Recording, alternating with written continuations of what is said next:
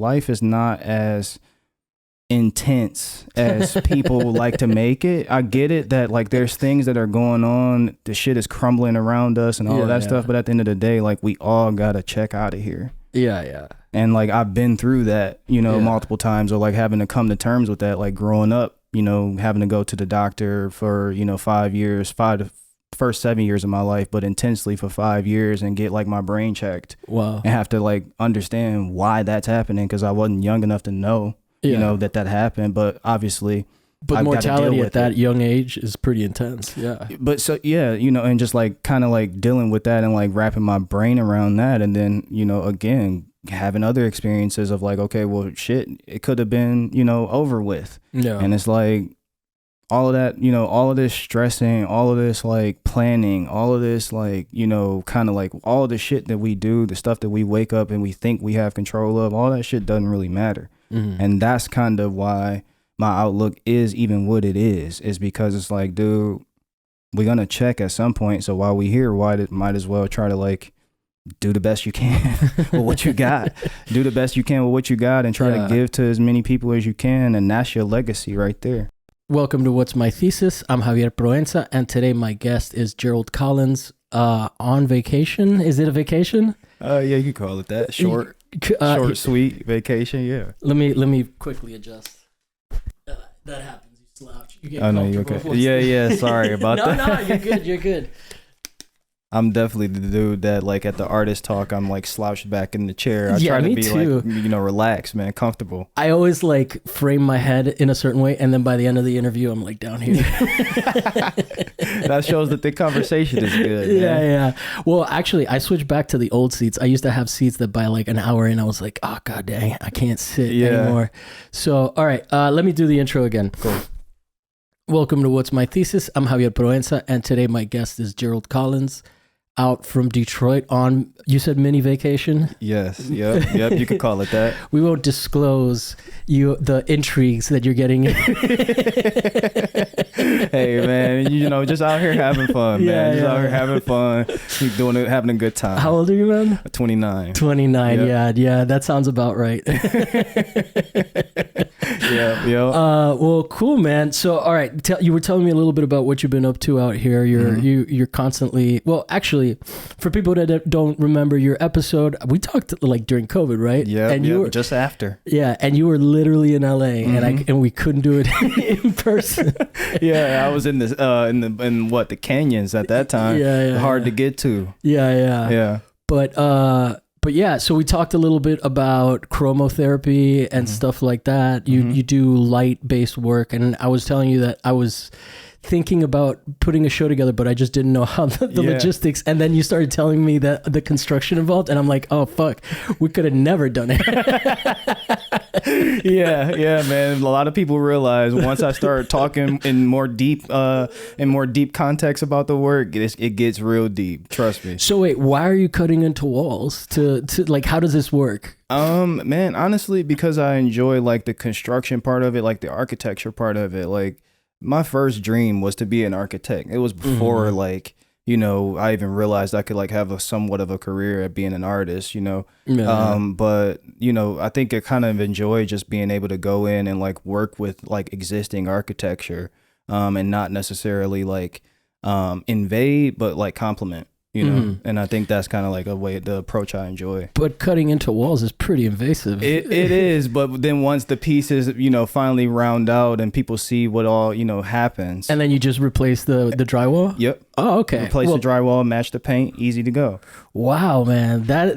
You were telling me how hard it is to convince people that it'll be okay, but I trust you. Yeah, I appreciate that, man. I think I should have a good enough, somewhat slight track record at this point to show that I could do it. So what are you putting into the wall? So for people that don't know, like, tell us what the work is. And then you mentioned that you have been also transitioning into more like easier to transport work. Yes. And I want to hear about that. Yes. Because you weren't at the time. Yes.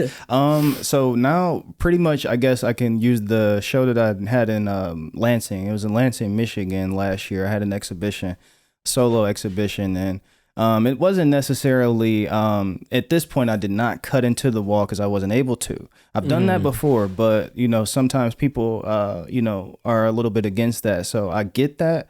And again, that's part of me not being invasive. I guess that was what I meant in terms of it, in terms of like respecting people's space and not just going in and like saying, hey, I have to cut into this wall. There's always a different solution. But with this work, you know, I just kind of built a wall, you know, I like built something in a space where, you know, that never existed. So I, again, like entered the existing architecture and like morphed it into something that, you know, allowed them to like experience it in a different way. So then you're doing stuff with light. It's still related to chromotherapy and that kind of stuff. Yep. So tell people who don't remember that episode what chromotherapy is.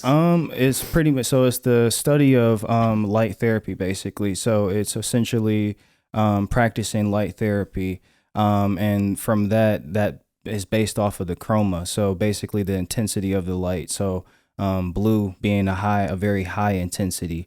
When you see that, like, that's why you notice sometimes if the light is intense enough, you lose corners. That's due to the chroma being so intense. You lose corners, meaning you can't, like a wall, in like a room. If this room was fully blue and the light was super concentrated to a certain extent, you would not see any corners. Oh wow! Yeah. Why does that happen? Just because the color overwhelms your senses? Yep. Interesting. Your sight. And then you also told me that you would meditate on a color. That reminds me of like the Rothko thing, you know, like where people are like, oh, I stood in front of that Rothko painting and it made me cry. So it must be related to that, right? It taps into this similar thing. Yeah, I mean, honestly, man, that was like the start of all of that, like of even wanting to understand color was from Picasso. Okay. Like me studying Picasso and like looking at the blue and rose period, like that, and understanding why he used blue and why he used rose and what that meant for the time in his career. Like now that I understood the connection to sentiment, so I wanted to explore that for myself. So it has more to it's tied to sentiment as well as because the myth or the story that I've heard is that he just couldn't afford more than blue paint. Yeah. I mean, and then it could be two things. Two things could be true. No. I'm not disputing what you're saying. Yeah. No, for sure. I mean, if you're broke and you're painting blue, I think that you're probably blue too. Exactly. So it's a super true sentiment at that point. Yeah. Super good. That's true expression. Yeah, it's definitely in the materials as well. Yes. Yep. Yeah. Well, then there were also stories of him like being able to pay for bills by just drawing something like at a restaurant. I don't know. I've read those same ones in history. I've been taught those same ones in college. I could see it on one hand, but at the same time, who knows? Who knows, right? But it's also like, I don't know. He was famous, but he was never like de Kooning like rich, you know? Yeah. No. So it's all those things are like, I feel like they're like Christmas stories, you know, like Santa Claus stuff that they tell you to like make you like love art more. Exactly. And one of the things that I think is funny is just like the more you get into the art world, the more you realize how like little power artists have in culture, which like, I don't know. I was taught that they were much more relevant in history. Literally. And it's like, because it's such a small microcosm of like the world in itself. Yeah. It doesn't like, it's all entertainment. At the end of the day. So. Yeah, we're all just dancing clowns. Just more pretentious. I guess you could say that. Yeah. Well, cool. So let's have some fun. What do you like about LA? Because I always have. I feel like you have fun here. Yeah. And I'm always sick of asking people who come here and hate it. Yeah. Like, so tell me about what you vibe with. I don't know, man. Honestly, weather. I mean, you could say all the basic same things, weather, all the stuff. But I mean, honestly, I enjoy the just nature and just the energy of being here. Like, again, I think we talked about this like back in, when we did the last podcast, it was more like, nature is a big part of my, practice. And the landscape, like the fact that you can go, see, you're at the pier one moment, then you can go on a hike, like all this other stuff, So I just enjoy that, honestly. And then honestly, again, just the energy of it, the energy of it. And now, you know, being here for so many times, just kind of building a bit of a, you know, a presence and connection with people here that, you know, kind of I consider close to me. So that kind of just, again, brings me here, which is cool. So it's always good to just tap in. I didn't hear a single thing about people out here being fake.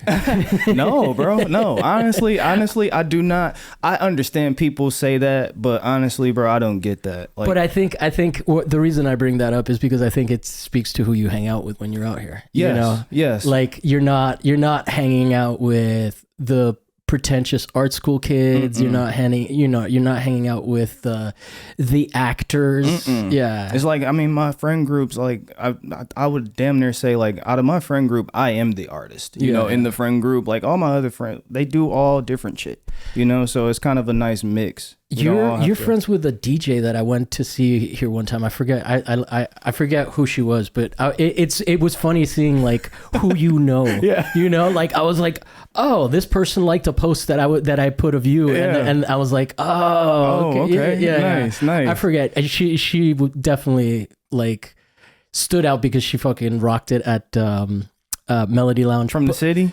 From Detroit? No, I don't know. Maybe she was. Okay. I don't know. Okay. But she was just like, I just knew, I had started following her because I was like enamored with her set, you know, because it was like, for a 40-year-old guy, it was like it was a young person mixing music for me. Yeah, you know. So that was fun. But, that's nice. But she wasn't an art related person. I think I had followed her because I wanted to have her on the show because she was a musician. But at some point, I decided I was like, just keep it to artists. Yeah, you know, and the art stuff. I know music is cool, but it's such a different world, and the mentality is so different. True. I mean, honestly, man, that I think too.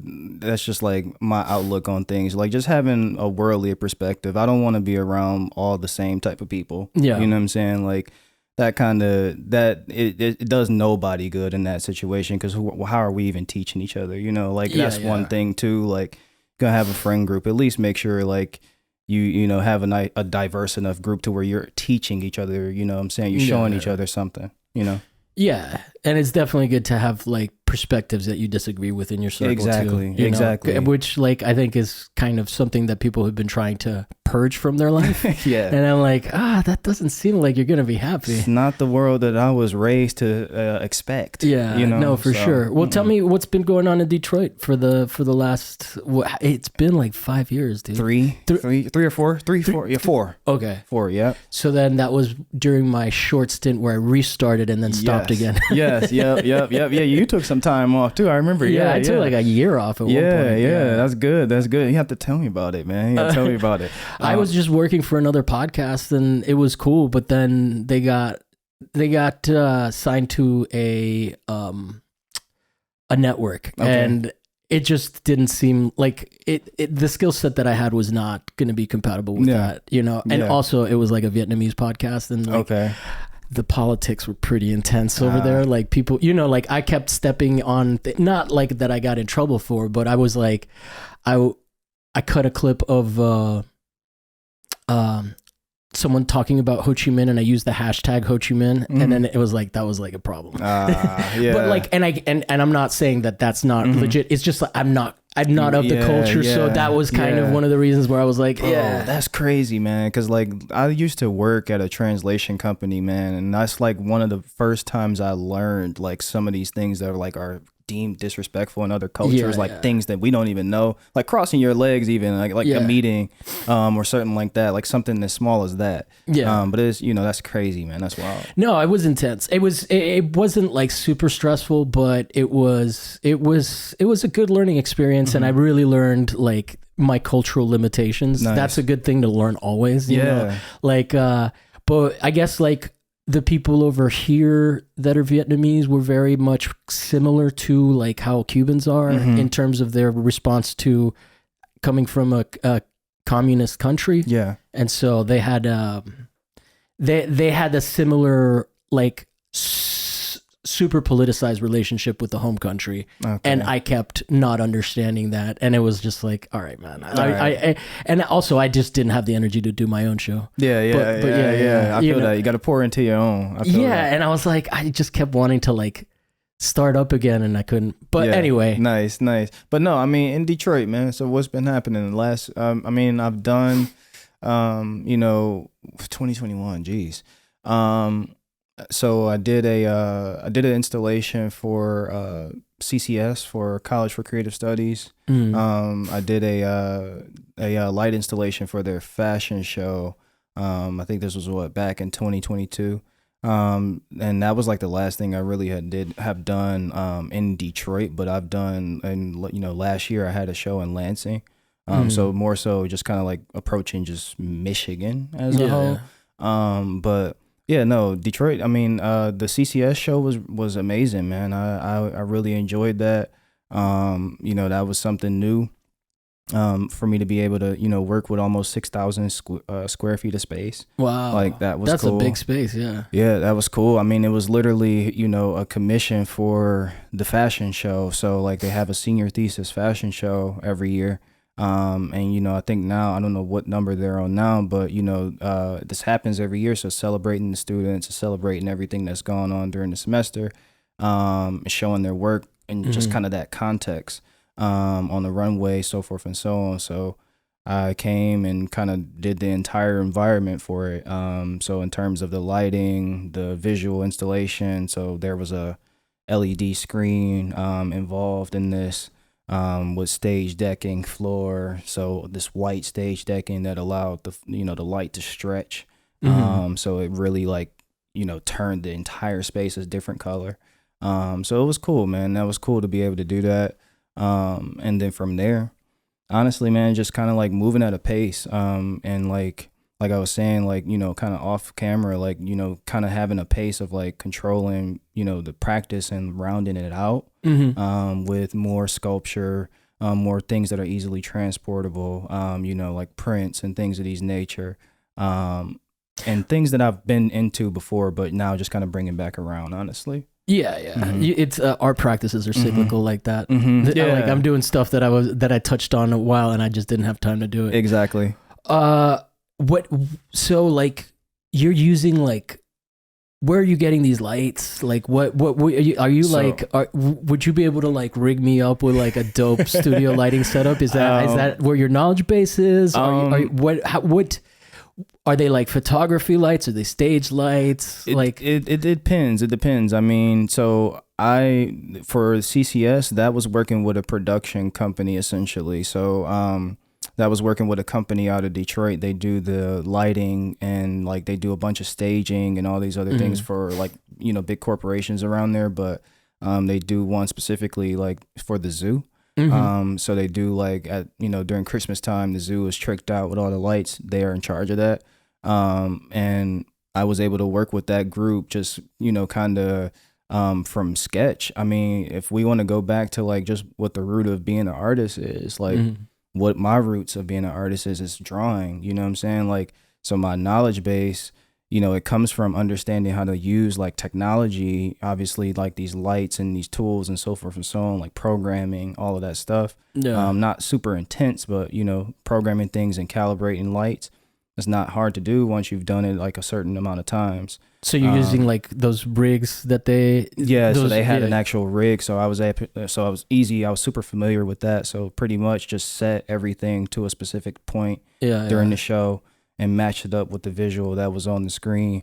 And hopefully, I can get you some visuals. You can maybe pop them up on the screen so you can show them, so it can make sense. So it makes sense, kind of gives context to what I'm saying. But doing that, but like just going back to what the roots of being an artist is, man, like I'm sketching these things out that I'm visualizing. They turn into, a 3D situation. And then like from there, I'm sourcing material, whether that be with, through a production company, if I'm, able to do that in that context, or if I'm funding it myself and just building it.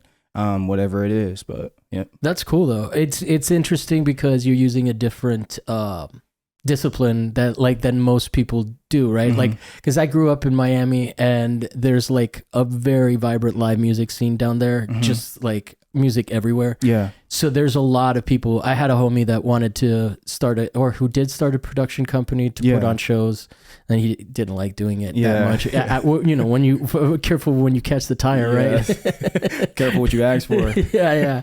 But yeah. So, but like I kind of am aware of some of this stuff from him and through my association with him. But it's funny because I don't think that this is like a common knowledge base among artists. What you said, drawing was the foundation of stuff. Can we go back? I don't think that when we talked the last time, I had really started asking people about like their art origins. Yeah. Like, what was the first, how old were you when you first realized that you liked art? Like, what were you doing? Like, for example, I recently had Cat Gun on, and they were talking about how they would pause Pokemon cartoons to draw the battle sequences. You know, like stuff like that. I'm always curious because like, how do you get the spark? You know, like how do you get the desire? Man, I really gotta sit up here. I gotta thank my dad for that. I'm not even gonna lie. I mean, I really gotta thank him for that. Cause I was 4 when I got that spark. Oh, really? You know what I'm saying? Like literally, you know, he showed me. My dad is really skilled at drawing too. You know, cool. My dad is skilled at it. So he showed me how to draw at age 4. And, you know, I vividly remember this, like, you know, sitting back and like drawing and sketching things and trying to get them perfect, you know, erasing lines if they're crooked, all type of stuff. But that's when I got the spark. And then from there, you know, I just was drawing just constantly. That was kind of my thing. If you gave me like, you know, a sketchbook, a Space Jam VHS, a Godzilla VHS, and a few Yu-Gi-Oh cards and a basketball, I was good. So like, you know, I could go anywhere and I'm chilling at that point. I just pictured all that laid out on a Christmas tree. Hey, I'm telling you, that was like the kid, bro. That was the kid. So what were you drawing? What kind of stuff did you draw as a kid? Godzilla and dinosaurs. Dinosaurs. All right. Yep. Yeah, that's what a 4-year-old draws. Yeah. So I was into that, and then, you know, after a while it got to Spider-Man.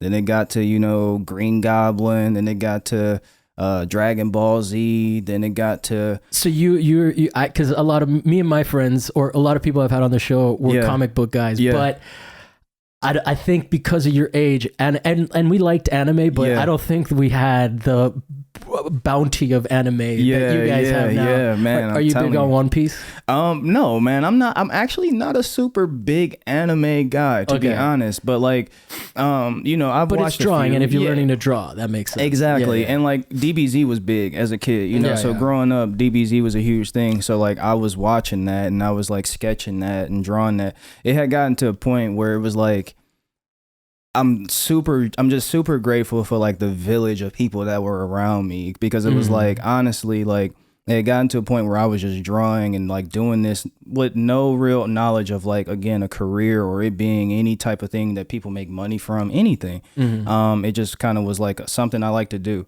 And I started going to my mom's office, like her work office, her cubicle. She would take my drawings and like tack them up in her cubicle, right? Just on some like, hey, supporting, you know, her son type thing. And they weren't bad, honestly. Like I look back on them sometimes and I'm like, some of these were really bad, but some of these like were really good detail wise to like be as young as I was. But then it had gotten to a point where like, you know, her friends at her job started asking me to bring stuff like, oh, do you have drawings for us today? Like, so I'm like literally in here. How old were you during this period? This is like 5, 6, somewhere in there, between like 5 and 7. So like, what did your mom do? What office was this? She was an analyst. So she was basically like an insurance, like in that field. Okay. In health insurance. And she was an analyst over there. But like, yeah, like she would be in this cubicle, you know, like this big office in a suburb out in the city, and we were out in Michigan. We would drive out, you know, and I pull up on like sometimes bring your kid to work day. And that's what the day turned into. It was like I would be like literally like selling drawings without selling drawings, because I wasn't making any money. I wasn't like, hey, give me $5. It was just like, yo, here you go, tack it up. So next thing you know, I had drawings all over the floor. Nice. But nice. yeah, that was the initial spark, and then it led to school and that kind of encouragement. I mean, I would still be drawing too. Yeah, man, it was cool, man. It was cool, and at least I knew I had some level of skill at it, because like during those same years, you got to think like I'm starting like first grade, all of that stuff, and this is where it really gets crazy. And that's where, again, super thankful for the people that were around me, that poured into me that way, for real, to be honest, because if it wasn't for them, I wouldn't have been drawing the way that I was, or even know that I had the possibility to do any of this. I was at school, and, again, I was drawing dinosaurs, Godzilla, all the stuff, right? That was my thing. And my dad, back to anime, my dad was a comic book guy, so he put me on that. Like, and he was a Spider-Man guy. Yeah, Steve Ditko. I can tell. Yeah. So like we would go to comic book stores, and he would like take me to this comic book store. I would grab a few comics, but like that was like a deal, I had with my parents back then. It was like, yo, if I like make sure I go to school and like handle that was my business, take care of my business. If I ask for a couple of Godzillas from Japan, I can get them, right? So like I was comic books or what? The actual collectibles. Collectibles. All right, cool. So I was getting those too. So like that picture your bedroom. Yeah. So like I was getting those, like a few of those here and there. So like I was able to like collect them and draw them. I would sit them, stack them up and draw them, or like create scenes from the stuff I was watching and draw it. Wow, man. I just love the specificity of Godzilla. That's bro, I'm telling you, I grew up on all of that, man. I was like, I'm still to this day. How old is your dad? Do you know? My dad's, he's same age Super Bowl. I'll say that. Same age Super Bowl. Whatever Super Bowl is, that's how old he is. Oh, I don't know what Super Bowl we're at. We just had at 56, I believe. Okay. I believe. I'm sorry, Pops, if I don't know this off top. No, I'm saying it's okay on your behalf. Like, no, he has every right to be mad at you if it's important to him. But 59. That's 59, what it is. 59. 59. Yeah, it's funny that you like. It sounds like you have a mnemonic, but you're not that into football. Man, I played football growing up. That's crazy. Yeah, what position? Like tackle? Yeah. Oh, wow. Yeah. I played for a long time. I'm always like, that's so dangerous. Man, I'm telling you, it is. It is. I knew kids that were paralyzed and shit. Yeah. It is, man. I gave up on it. What you see stuff? Bro, I gave up on it just because I wasn't passionate about. I never was. See how you just picked up on that? I wasn't really ever passionate about football. I was really good at it. Yeah. Athletic. And that's what it was. Like, so it became kind of a vehicle for, me to kind of stay out of trouble in the midst of all of not saying I was a troubled kid, but there was a lot of shit going on around me. But you were in the suburbs, or? I grew up in Detroit. In Detroit. Yep. So I grew up on the east side in Detroit. Is that like how is that as far one as of the worst zip codes? Okay. So I grew up over there. What we deem the red zone. People that are from there, they know what I'm talking about. And I grew up in that, so it was kind of I needed. My parents were on some like, yo, you got to play two sports. I was blessed enough to even have two parents, right? Yeah. But and that were together in the same household and all of that. But and they're still together. Yep. I'm jealous. A blessing, right? A blessing. It's just a blessing to even see that, because the world is hard, man. And I talk to people. What it comes down to. I talk to people, and they always say, "Don't get married, don't get married." I see people, I've met people that are super wealthy or whatever. Oh, don't get married, blah blah blah. I see both sides of it. Okay. But at the end of the day, that was something where they told me, you got to play two sports. So what was the other one? Basketball. Oh, okay. So I was hoping it was baseball. Yeah. I know more about that. I did not get, man. I tried baseball. I didn't really get into it, but how tall are you?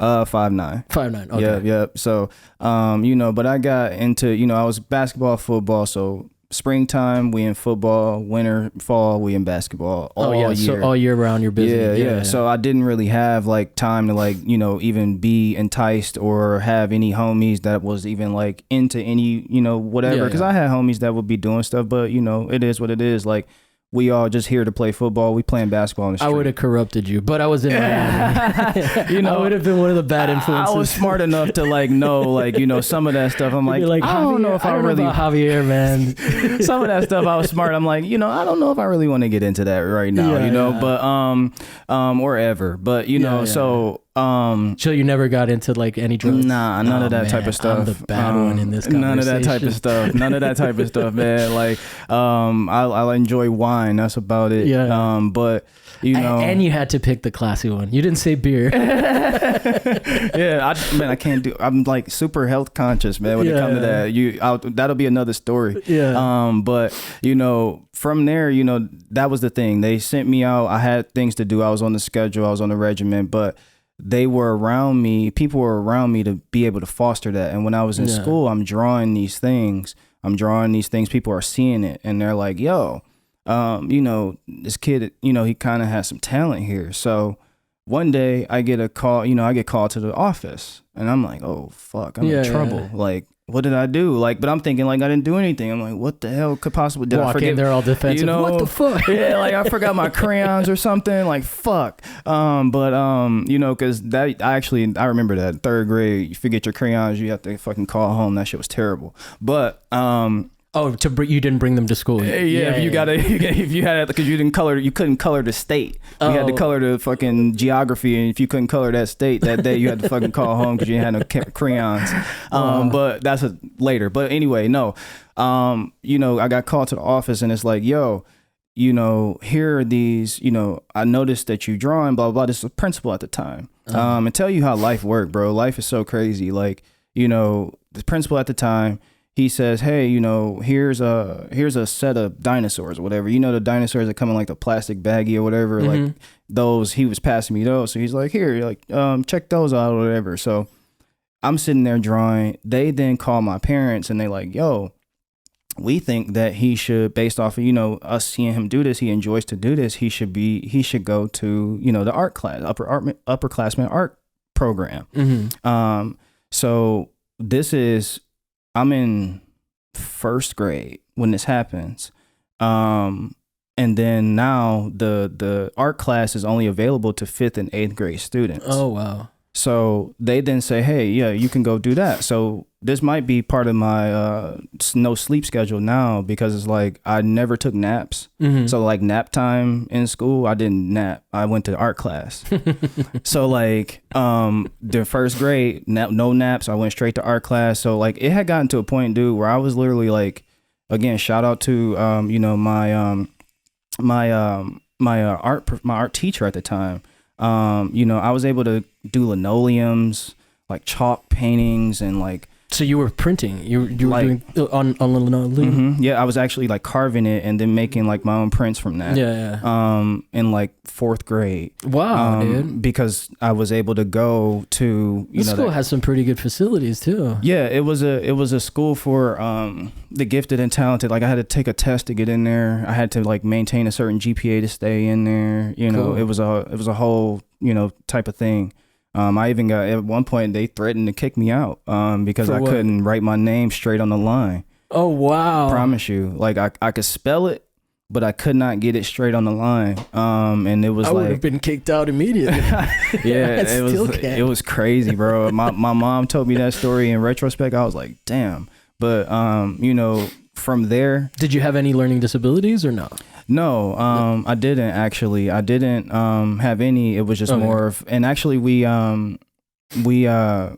were taught, so all the shit that we were learning back then, it was like a grade above. So like when we were in 4th grade, we were learning 5th grade like math and all that type of shit because of the whole program and the way it ran. But yeah, no, shout out, you know, it's Bates Academy. You know, I got to say that. Shout out to that old alumni. You know, that alumni is stronger than damn near colleges. You know what I'm saying? I promise you. I promise you. You guys have like an association that you guys do reunions and stuff? Or no, but a lot of people keep in touch. You know what I'm saying? Like a lot of people, like I literally have a friend that lives out here that has been like a brother of mine, like from like 2nd grade from that school. Okay. You know what I'm saying? And like I just saw him last year. And in seeing him, I saw others that we all went to school with, and it's like, yo, like, what the fuck? What have you been up to? It's so good to see you. Great to see you doing well, blah, blah, blah. So, you know, it's good. But, yeah, so that was the whole start, dude. Like literally just being able to like have people around me to like pour into me and see something in me and say, hey, you can go ahead and play in this field. I didn't know what it was going to turn into, but I enjoyed the play over there, so I just did that. What are your ambitions in terms of, because I mean, you're doing stuff at universities and whatnot, and there's the nonprofit route, and then there's the commercial route. I don't know how the installations would, because there's Terrell and those people, right? Who do installation stuff within the gallery context. Yeah. I don't know how they manage to do that. I think, are they doing it off of grants and stuff? I definitely could see that. I mean, I definitely could see that. I don't really know if I'm like going off of speculation and just logic. Yeah. It would seem that way because those pieces, like, you got to see what they charge for that. You know what I'm saying? Like what that costs versus like, what it costs to actually build. I mean, take Rodin Crater, for example, or Rodin Crater, for example. I mean, that's all funded. I'm not saying that he didn't put money into it. He bought the land, but there's a funding behind it for that to happen. There's no way for a project to exist for, X amount of years for it not to be funding behind it. No, for sure. Anyway, but that's interesting. So, you're wearing Balenciaga slippers. I just saw that. Nice. Right. It's funny because I keep saying that, like, you have the muted colors of LA, which is funny, but I think that your outfit is a little too clean. Like, I think if people out here are just so broke. Nah. It would be a little more tattered, but I just got these jeans, man. I just got these jeans. So no, good. But it's funny because, I think that, like, it does have a Detroit flair. I went to Nevada and in Las Vegas, and I go to Miami, and everybody, like, I just forget how, like, dumpy and everything has that, like, tattered, but I paid a lot of money for it kind of thing. No, man, Detroit, man, we got to stay clean, bro. We got to stay clean. I like it better, man. I don't like the idea of, like, rich people pretending to be broke. No, bro. Like, look your best. Yeah, dude. Man. If you're going to do quiet luxury, just go all the way, if that's what you're going to do. But yeah, no, it's cool. It's cool. So what are you doing for work these days? So actually, man, I'm grateful, dude. I sum it up this way. I found the Japanese concept of ikigai. I found that. What is that? Where you have basically your passion and your vocation, or your passion mixes with the skills that you have to turn into a vocation, which then you use to serve the world. And I think, so I'm grateful and I'm blessed. During the daytime, I'm able to kind of, I'm doing like creative directing and property development and management. Okay.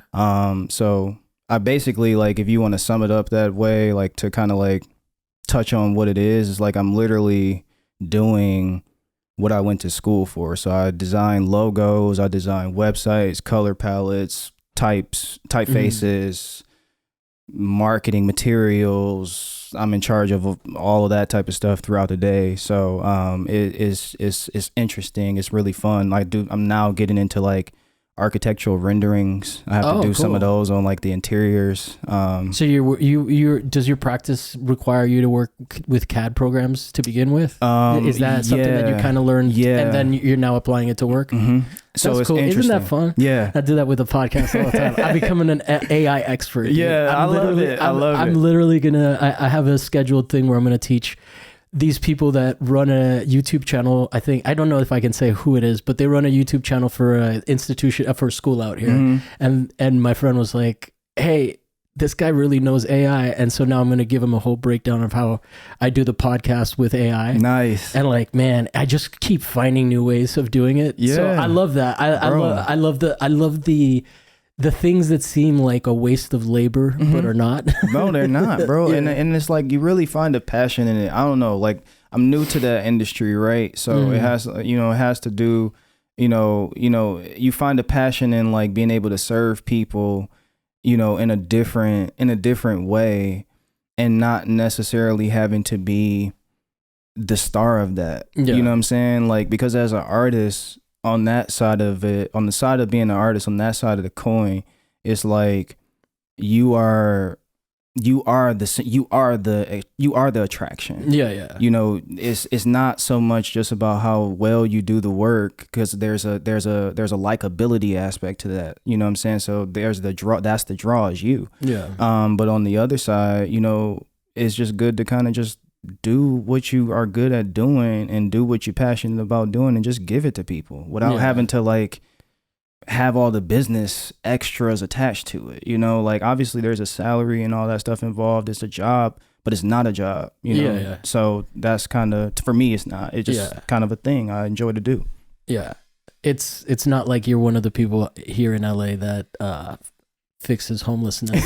yeah, and gets crazy paid. Yeah. No, I get what you're saying. Well, one of the things that's interesting, and I've just kind of let it happen a few times so that it doesn't sound like I'm just making it up, but the way that you talk about like your art practice being a community-based project or community-supported project, right? Where you're an individual and your practice isn't necessarily a social practice, although it is, because you're kind of doing you're setting a stage for people to have interactions that might make them cry. Yeah. But I've gotten that before. That's crazy. I'm always humbled by it, but I've gotten that before. It's so crazy. I bet. Color is intense, man. Yeah. Shit is not a joke. We're playing with fires over here. There's a whole PSYOP part of the CIA, I'm sure, that's just focused on, I'm sure there's manuals on it. Oh yeah.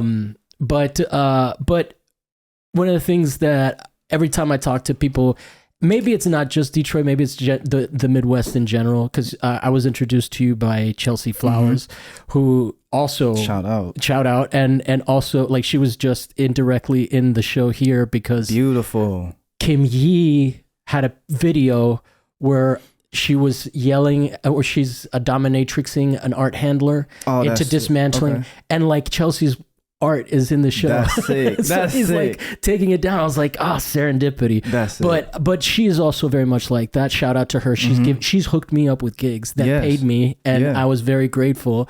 But like that support thing, I don't know if that comes from it having been a union town, and maybe there's an inherent culture in these like Rust Belt places. But you keep bringing up like, first of all, you bring up the service that's been done to you to help you get where you are. Yeah. And then now you're talking about the idea of service. That some people in LA are into that. I would say like shout out Gloria Jem Sanchez, shout out Dalia Palacios. Those are people that are very much intent on that like sort of mutual aid-ish, even though it's not necessarily monetary, but like, structural support and stuff like that. Which I think when you see like the homelessness out here, you realize like this is a pretty right-wing place in this city, like in the way that it treats its citizens and all of that. So I don't know. I think that like socialism and all of that has gotten kind of lost track, but I think that it's one of the things that always shocks me about talking to people in Michigan. Yeah. And in the surrounding areas is that like listen to how you talk about it. Like I have interviewed a lot of motherfuckers and nobody talks about it in those terms unless I'm talking to you or I'm talking to Chelsea or someone from that Rust Belt. Like what do you think that that's a thing, or am I making some shit up? No, I think there is some truth to that.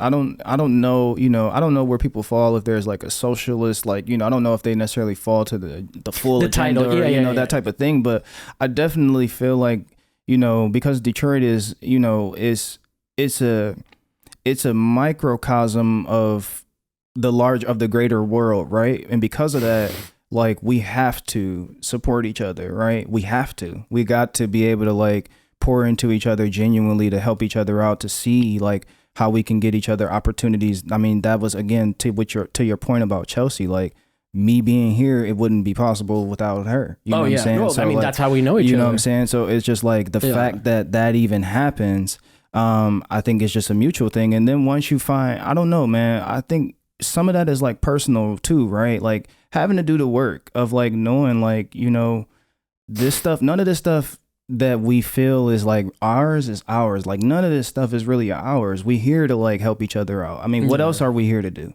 You know what I'm saying? So like at the end of the day, like if you could, And something that I was taught growing up, like, is like, you never know, like, something that like means literally zero to you could mean the fucking world to somebody. Yeah. And like you doing something that like that one thing could take you 5 seconds out of your fucking 24-hour day to do. Yeah. That could mean something that could change somebody's fucking entire life. And you never know. I mean, Chelsea's changed my own perception of myself through the opportunities she's provided me with. I don't know if I think I'm under like can't disclose exactly what it was. Yet I haven't been given the green light, but I definitely want to give her credit. But I also think that it's interesting, like, cause you know, Detroit has, like, at least in the last, 20 years, had some pretty impactful moments where the city just got hollowed out through what is it, the economic crash, right? Through no fault of their own, and then through things like NAFTA. But what I find interesting is, like, is that also part of where it comes from? Just like not having, like, almost having the rug pulled out from under you. Do you like, cause I know the reason I ask it like that, and it's fine if I'm wrong, but I noticed that, like, in Miami, that's when there's a hurricane, that's when people are nice to each other. Yeah. Because everybody's in the same boat. I don't think that's the case. I don't think that that's the case, honestly. I think that it's genuinely, it's a change of, it's a thing where I can give you from my perspective. Yeah. I can give you from my perspective of, like, it's better than mine. I've been, I go back to when I was like 14, 15, hanging out in downtown Detroit, and like what that was then as to like what it is now. And throughout that time, you see a change of guard. And when I say that, it's like the scene of like people who are the artists, the curators, the movers and shakers really of the city. You see that shift happen so many different times, but it's always a thing of like, because again, it goes back to my original point, because it's such a microcosm of the greater world, and Detroit has been slept on in so many other aspects from the greater world. It's not just, from an artistic standpoint or from a creative standpoint. It's been athletic, it's been sports, and now that's starting to turn around. It's been infrastructure, now some of that is starting to turn around. So like, all of these things are starting to happen where, now, those eyes that have finally been on Detroit forever, I think a lot of people starting finally to buy in to what it actually is. And it's always just been this microcosm where, again, because of it being so small, we got to be able to support each other. Otherwise, there is no community to even show the shit to. You get what I'm saying? So that's kind of what I see. But I mean, I kind of choose to, stay out of like the political side of like what it is. I just kind of just look at it from a standpoint of, again, like, pouring from one cup into the next. I simplify it. And like, it is what it is. If you have a full cup, you pour from a full cup, you help somebody else out, it'll come back to you from somewhere else. But either way, it's almost like the each one teach one thing. Don't let nobody, try to do stuff to help people out as much as you can. That's really what it is. And I think that's kind of the community that has just built in Detroit, and it just happens over and over again. Because again, change of guard is change of generation too. Because I'm talking about when I was 15, I'm now 29. Those generations has been, it's been changing. So you see again, kind of the same principles from people that have been older than me from back then. Passed down through. No, it's a definitely. I mean, I come from a place where the only reason I think of it in terms of like framing it, when I say left, I mean like traditionally left. I mean like socialist. I mean like because I come from Miami, where people got burned by communism. It wasn't necessarily like communism. It was a situation where the state took the place of the capitalists, which is also what happened at the USSR. But I think, I don't know, I think that like people in Miami or Cubans in Miami are very skittish, and for a reasonable reason, right? Like people were tortured, people like horrible shit happened to these Cubans, right? Like we always like to like be like, oh, they're Republican, fuck them, but like they're human beings and shit happened to them, that, you know, and so, but it's interesting to see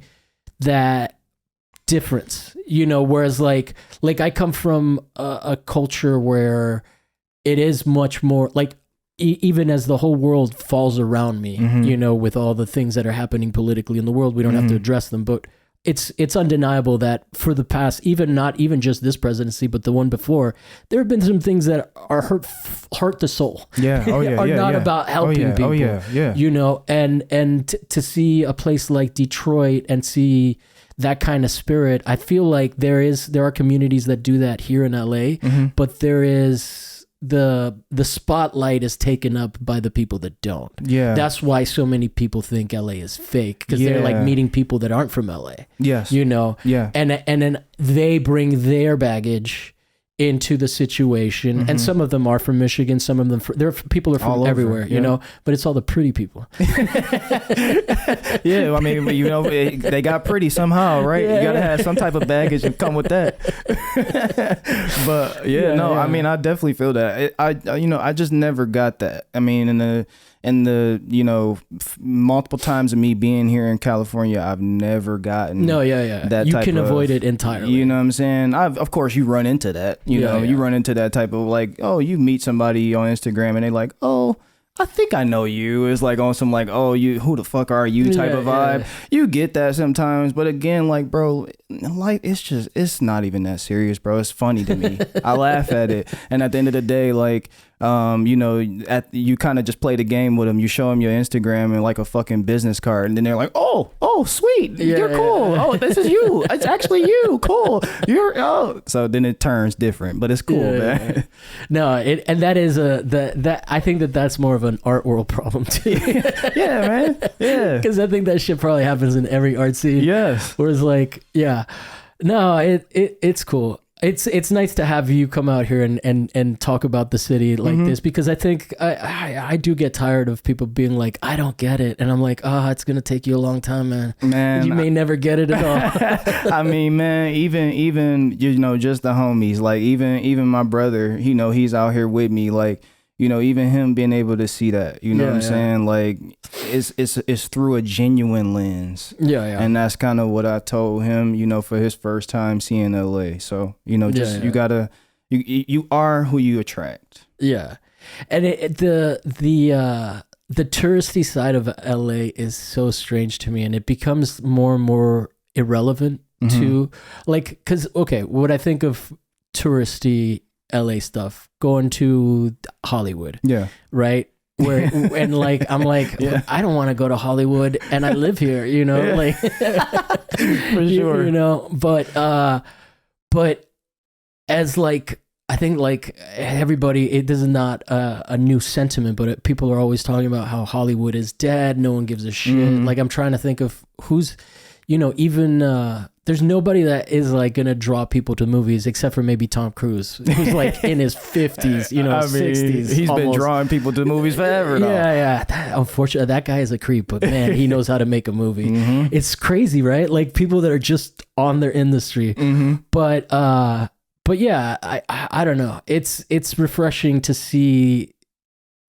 It's validating to see people come out and be like, oh no, LA is just like where I'm from. You know? It is. It's cool. It's cool, man. It's cool. I enjoy it. Like I said, man, I just enjoy kind of, you know, coming out and just, again, as I continue to come out, it just continually builds, you know, genuine connections with people.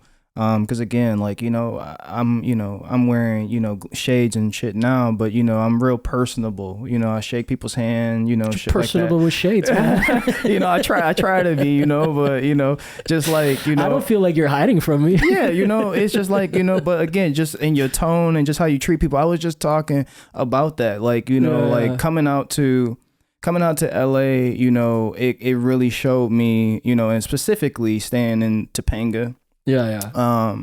you know, just walking around and shit, you know, like walking around, going for a morning walk, and you can like greet your fucking like neighbor, you know what I'm saying? Yeah. Like, and your neighbor greets you, you know, that's the other part. Like, you know, sometimes it's like, you know, it's like, who's this kid? Like, you know, sometimes it could be like, who's this black kid walking around, blah, blah, blah. Who is that type of situation? But, you know, when it's somebody that actually recognizes you, like in Topanga, I met like I met a woman who's a photographer, and I met another woman who's an actual artist, an actual practicing artist, and has her whole situation in Topanga based off of that.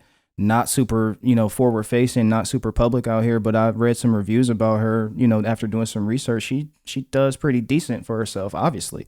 Yeah. But the fact that obviously she's into, you know what I'm saying, you know, obviously living that lifestyle and being able to afford, you know, that and maintain it. But, you know, that is the thing of like just being personable to people, and it not being like, if somebody's looking at you, it's not like, you looking at me for, like, why are you staring? What's this person looking at? It's that is one of the benefits of the East Coast, of the West Coast. Yeah, that like people are a lot less aggressive and like less, you know.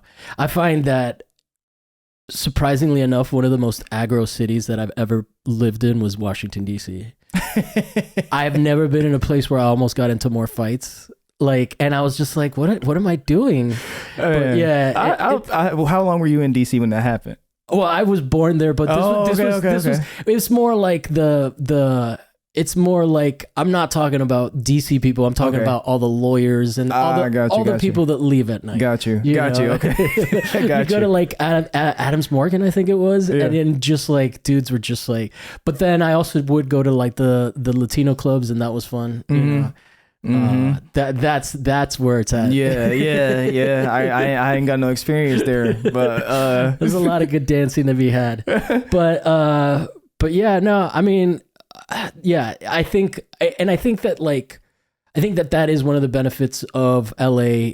You know, like you've hit on a couple of things. LA is like the reason that you can do all those. The reason the movie scene is here is because you can do all those things that you said. There's the beach, there's the desert. You can shoot anything. You can shoot in the mountains if you need to make a, you know. So it really lends itself to that industry, right? Yep. Geographically is why this city is here. Exactly. But then the other thing is that people, I think the fakeness accusation comes from the fact that people are friendly and are personable. And then it's kind of like, you know what it is? It's kind of like that incel thing of like, well, she was nice to me. Or, I've been so nice to her. Yeah. You know, I think that's the expectation. It's like, I thought we hit it off. Oh, they're so fake. It's like, no, they got their own life and they're just nice to everybody. Bro, yes. You know, so that is something that's 1000%, true. You know, man. Yeah. Damn, that's crazy. You said that's so true, man. Because like again, it's just, again, like, I don't know. I guess that's just a lost principle of just being nice to people. Yeah, like, I think people come here with an abrasiveness from the East Coast in particular, and they struggle with that. Yeah, you know, they struggle with the fact that people are nice to them. Yeah, like it's unsettling. Like cities on the East Coast are more densely packed. Yeah, and then you come out here. You think people like you, you try to make plans, it doesn't become an actual friendship, and then you just get lonely for the first, like, however many years you're here, you know? Yeah. But, like, yeah. I gotta, you know, it's interesting, and I can, like, I tie this back into, you know, the whole art thing, because it's like, you know, that comes, like, being personable and all of those things, like, it goes back to, like, me even having that outlook is, like, man, like, when you talked about learning disabilities, it's like, dude, I had a brain injury when I was born, you know what I'm saying? What would you have? Dropped. Somebody, like, the doctors like dropped me after birth. Crazy. Wow. But you know, with that happening, had a closed head injury with like blood on my brain for 5 years. Wow.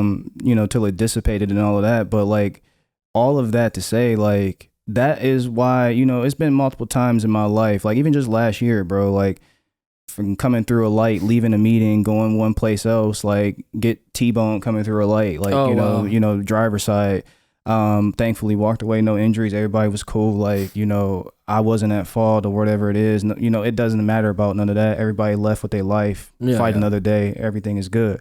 Cars are material. But at the end of the day, like, you know, that is why my outlook is the way it is. It's just like, and how I guess why it fits to kind of this whole personable thing that we talking about. Is just like, dude, like life is not as intense as people like to make it. I get it that like there's things that are going on, the shit is crumbling around us and all of that stuff, but at the end of the day, like we all gotta check out of here.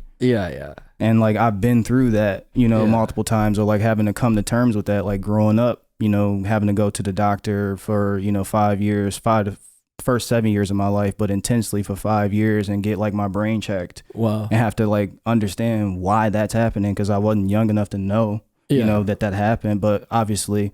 But I've mortality at that young age is pretty intense.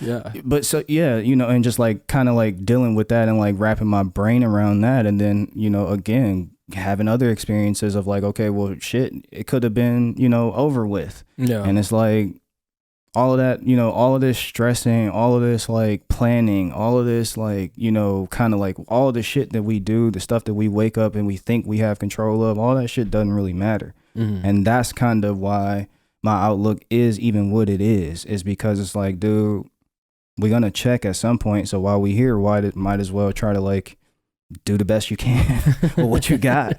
Do the best you can with what you got and try to give to as many people as you can. And that's your legacy right there. Is how much you give, not who you are and what you do. That doesn't really matter. So. Well said, man. Well, I mean, that's an end point, and I'm gonna fuck it up because I'm gonna ask you another question. It's all good, bro. It's all good. It's all good.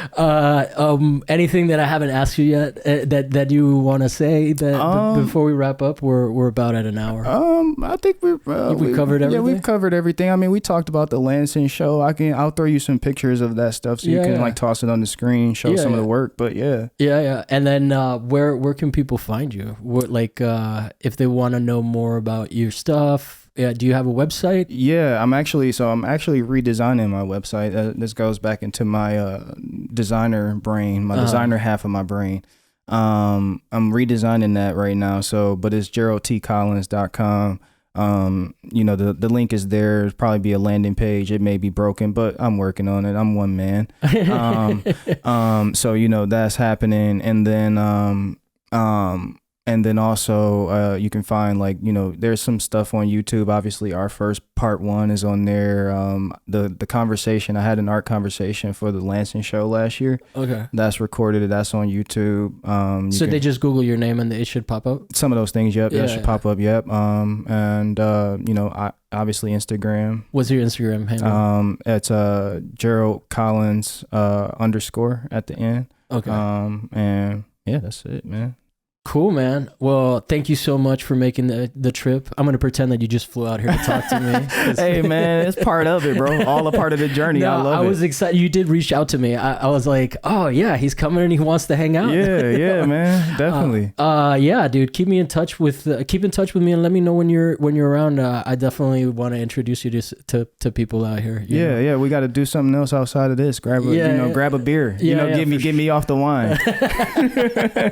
Nah, man. You get apparently them sugars ain't hurting you. The yeast is killing me. But no, cool, man. It's just nice to hang out with you in person. You have a different presence. I wish I had gotten to see that purple haircut in person, but that unfortunately, you know, the gods had changed so many things at that moment that it was not going to happen. But yeah, man. And it's nice. I'm always happy when people come to the city and have fun.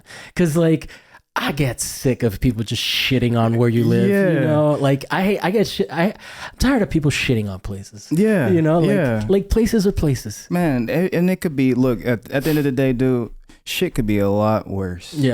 And it could be a lot worse. And it's probably headed that way. So you might as well enjoy it right now. Just be like, this is the best it's going to get. Hey, bask in it while you got it. Yeah. All right. Well, cool. Thanks, guys, for watching. If you enjoyed the show, like and subscribe. That really helps us get this seen by more people. So please do that. Rate us 5 stars. That also gets us pushed out into the algorithm. And we got $5 a month Patreon for early access episodes. It's What's My Thesis. It's patreon.com/What's My Thesis, and that helps us a lot. So thank you to the 4 people that are already doing that. We want to grow that number, and we're trying to get to 500 subs on YouTube so that we can get closer to monetizing and do live streams. So if you guys can, even if you just listen, if you want to hop over there and subscribe, that would be a huge help. So thank you very much, and we'll be back next week with another guest and another topic that may or may not be art related. This was cool. I really like this. Same. I was like leaving LA for a little bit, but this is different because you came to LA, and then you had things to say about it. I'm glad, man. I enjoyed it. Yeah. This was good. It relaxed. I enjoyed it. Man, I'm super I always appreciative. like talking to you, man. It's I have friends that I don't talk to very often, but they're still in my heart, Yeah, so yeah. I got a soft spot for you. Yeah. Appreciate you, bro. Same. No worries, man. Thanks guys. Bye. See ya.